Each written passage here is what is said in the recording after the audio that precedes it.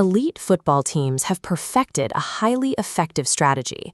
They weaponize the rulebook to manipulate the tempo of the match. Managers calculate exactly how to bleed momentum from an opposing side.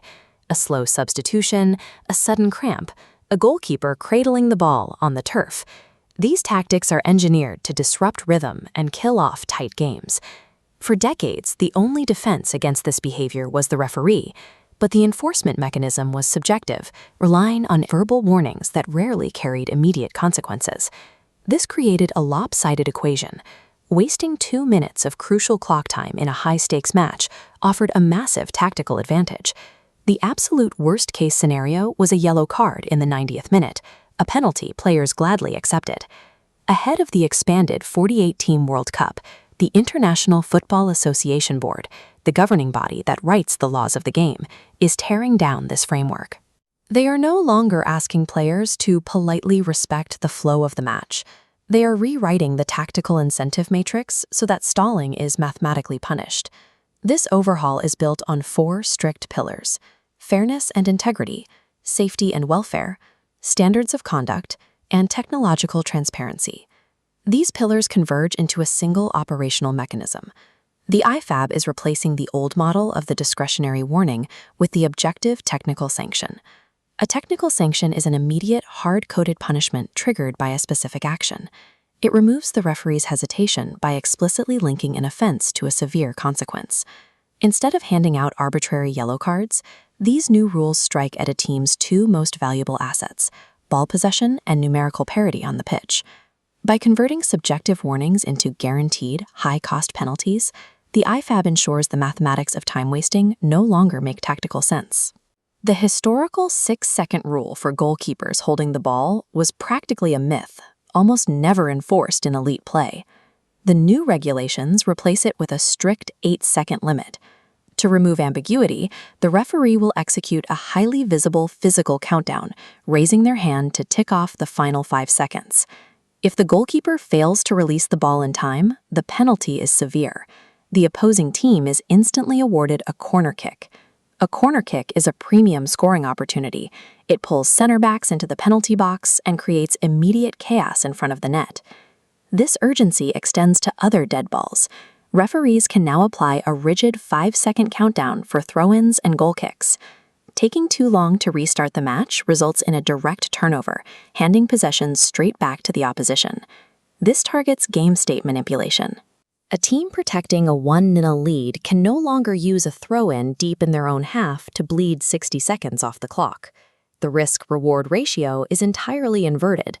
Attempting to stall the game directly arms the opposing team with a dangerous attacking sequence. Stoppages in play offer another avenue for manipulation. Historically, a late-game substitution functioned as a free tactical timeout. The new rules impose a strict 10-second exit mandate. A substituted player must step off the pitch within exactly 10 seconds, exiting via the nearest boundary line. If a player dawdles, the incoming substitute is barred from entering the pitch for 1 full minute of active play. This creates a tactical nightmare for a manager. Gaining a few seconds of rest means intentionally forcing their squad to play with 10 men while the opposition attacks. A parallel rule applies to medical treatment. Any outfield player who requires attention on the pitch must remain on the sideline for 1 full minute after play restarts. There are exact medical exemptions. Goalkeepers, players involved in severe collisions, those with suspected concussions, and anyone injured by a foul resulting in a card are excluded. But for standard knocks and sudden cramps, the 1-minute exclusion applies. This directly targets the common habit of faking minor injuries just to break an opponent's dangerous attacking rhythm. By weaponizing numerical disadvantage, the regulations force teams into a stark choice. They must weigh their need for authentic medical safety against the risk of compromising their defensive structure. The IFAB is also addressing how players interact with the officials, moving to eliminate the systemic issue of referee mobbing and intimidation. This introduces the concept of spatial governance through the Only the Captain protocol. The team captain is legally recognized as the exclusive conduit for communication with the referee, holding strict responsibility for keeping their teammates away from the official. The rule dictates exact geometry on the pitch, a rigid 4-meter exclusion zone around the referee following any major incident. Any unauthorized player who breaches this 4-meter radius receives an immediate yellow card. The referee triggers this zone using specific physical signals, such as crossing their arms over their head to establish a complete perimeter. By explicitly defining and defending the physical space around an official, the rules systematically dismantle the tactic of collective intimidation. Alongside managing space, the IFAB is enforcing a strict transparency mandate, starting with a ban on players covering their mouths during on-pitch confrontations. Doing so while communicating with an opponent or official results in an immediate straight red card. This targets a specific abuse of the dark arts, players hiding their lips to shield racist, discriminatory, or abusive language from lip readers and broadcast cameras. There is a similar zero-tolerance policy for match abandonment. Leaving the pitch in protest of a decision guarantees a red card for the individual or a complete match forfeit for the team. To enforce this transparency, off-field technological oversight is expanding. Video assistant referees, or VAR, now have expanded jurisdiction. They step in to correct obvious errors that previously slipped through, like incorrectly awarded corner kicks or fouls committed just before a set piece is taken. Additionally, referees have a new protocol to publicly announce and explain their VAR decisions directly over the stadium loudspeakers. Between the mouth-covering ban and public VAR announcements, the governing body is forcibly closing the communication loopholes that allowed toxic conduct to thrive in the shadows. Looked at individually, these rules might seem like minor logistical tweaks. Systemically, they represent a unified assault on gamesmanship. The tactical incentive matrix has been rewired.